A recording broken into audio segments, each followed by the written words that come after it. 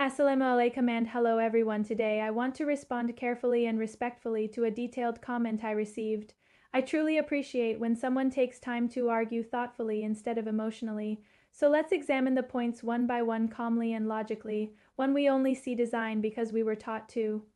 If that were true, then design inference would be purely psychological, but it's not. When we detect coded information like language, software, or DNA, we infer intelligence because intelligence is the only known cause of specified functional information.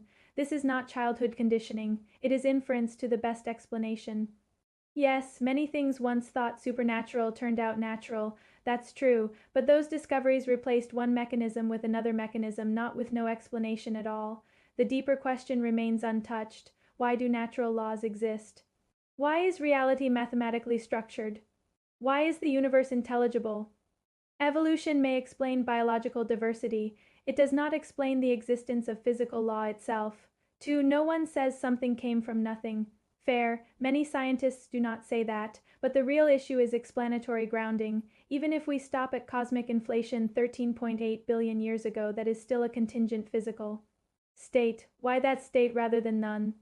Whether the universe had an absolute beginning or not, it is still something that could have been otherwise.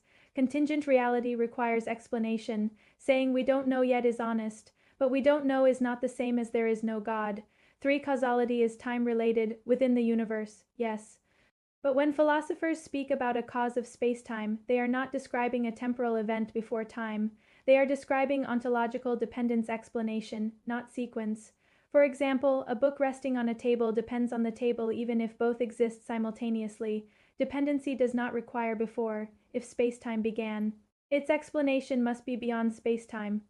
That is a philosophical conclusion, not a religious assumption, for a cause doesn't equal God, correct?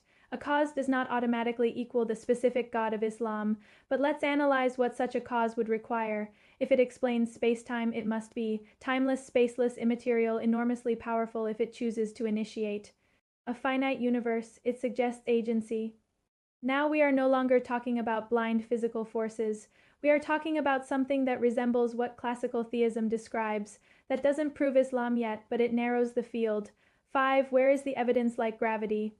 Gravity is measurable because it is physical. God, if real, would not be a physical object inside the universe. Different kinds of realities require different methods of reasoning. We do not test moral truths in laboratories. We do not measure consciousness with rulers. We do not observe mathematical laws through microscopes. Yet we rationally affirm their reality. The evidence for God is cumulative and philosophical, existence of contingent. Reality, fine-tuning intelligibility of the universe.